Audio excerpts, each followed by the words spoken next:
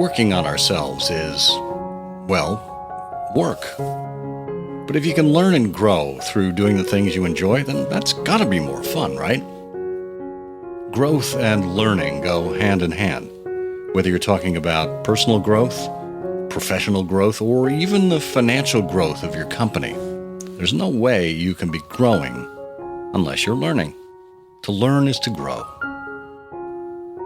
It doesn't matter if you're reading, or attending events, or hanging out with people who share a similar interest, or even listening to a podcast. You're bound to learn something.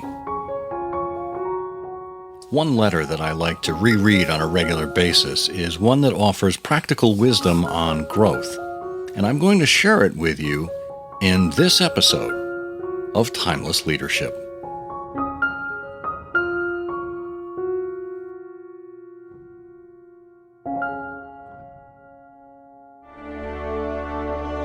This is Timeless Leadership, where we explore the values and principles that drive extraordinary leaders. We look for the timeless virtues that are just as relevant in the 21st century as they were in the first century. Universal truths that will help make us better versions of ourselves.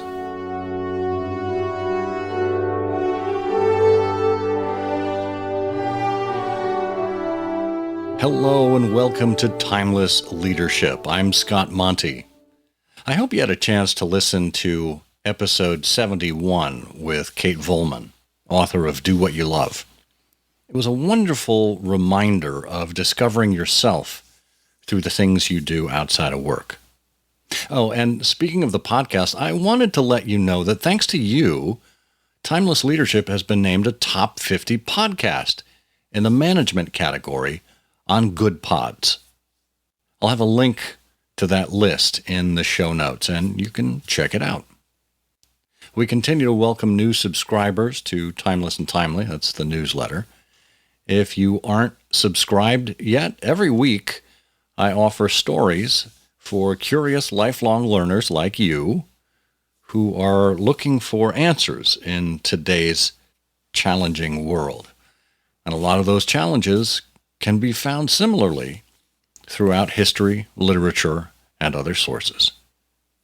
And if you're subscribed and you refer other people to the newsletter, you can get access to the paid tier of membership, which includes bonus content from the podcast, extra resources in the newsletter each week that will inform you, help you learn and grow, full access to the archives for the full learning experience.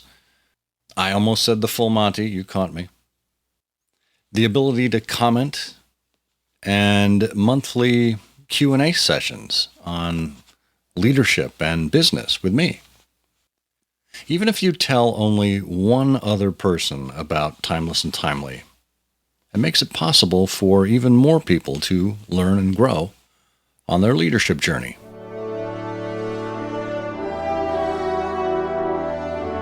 You've seen the famous MGM lion, right? But have you taken the time to read what's on that frame around him, that golden frame? Quick story about the history of MGM's famous lion, Leo. And then I've got a story for you about growth.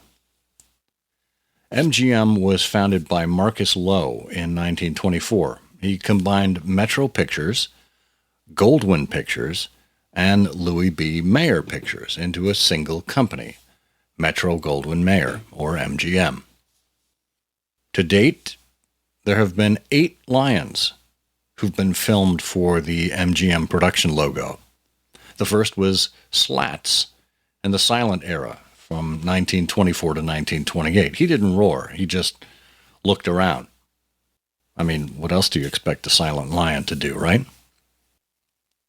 Between 1928 and 1967, there were 5 others used in overlapping timeframes for different subjects: animated shorts, Technicolor, sound-enhanced silent films, etc. MGM experimented with Bill, Telly, Coffee, Tanner, and George. But it's the 8th lion that we all know. Leo has been under contract since 1957 and is still shown today. If you'd care to watch all of these MGM lions over time, I've got a comprehensive 10-minute video featuring the entire history, and it's available in the show notes. But back to that frame around Leo's head. Have you ever read it? It says Ars Gratia Artis. For you non-Latin majors in the back and the front and all around the room, I'm sure. Ars Gratia Artis means art for art's sake. And when we undertake certain pursuits, whether they're categorized as art, like music, painting, writing, or not categorized as arts, like fishing, or chess, or podcasting, we do them because we like them, and maybe because we're good at them, or in the desire to see our expertise grow over time. But that's the point, isn't it? To learn, to grow, to continually educate ourselves in one way or another, and maybe to be inspired along the way. There's a related episode on this topic about inspiration, and particularly getting inspiration from reading, in episode 64. If you haven't listened to that yet, it's called Read to Lead, and I would highly recommend going back and listening to that one as well. But here's that story I wanted to tell you, that letter that I am so enamored with on growth. In 2006, a high school teacher asked students to write to a famous author and seek some advice. Kurt Vonnegut, who has written some lovely letters over his time, and there are collections of them. Kurt Vonnegut was the only one to respond. And his response is something to behold.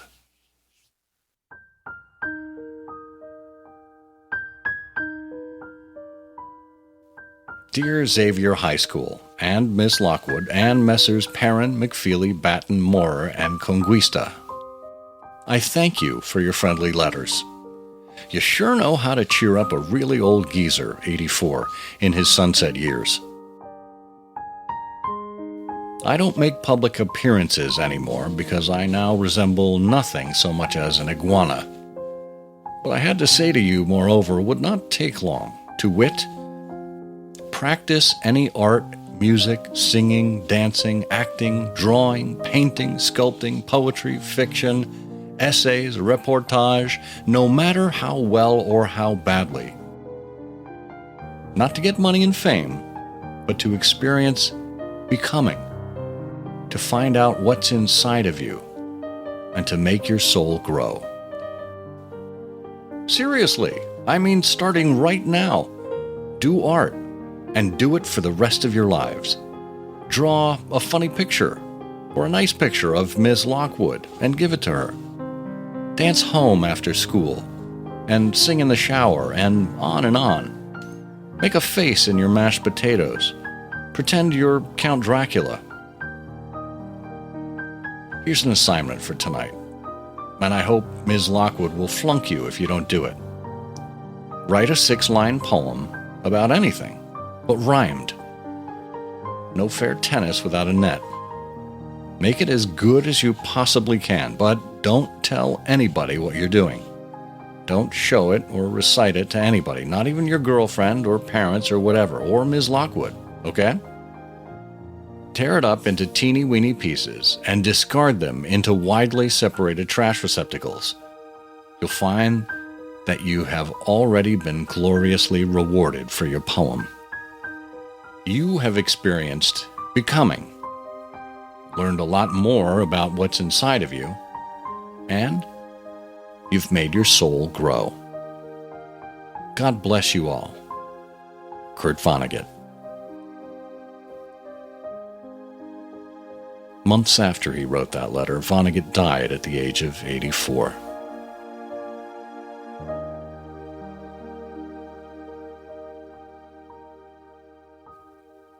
I love the thought of practiced art in any form making our souls grow. For isn't that what makes us better people to those around us? To grow is to know ourselves. And if we know ourselves, we can share that true self with others. And I'm going to leave you just with one quote from Christopher Morley. Read every day something no one else is reading. Think every day something no one else is thinking. Do every day something no one else would be silly enough to do. It's bad for the mind to be always part of unanimity. Thanks for being here and for committing yourself to growth. I'll be back next week with another interview. Until then, remember that when you dream more, learn more, do more, and become more, you are a leader. I'm Scott Monty. There's so much to learn.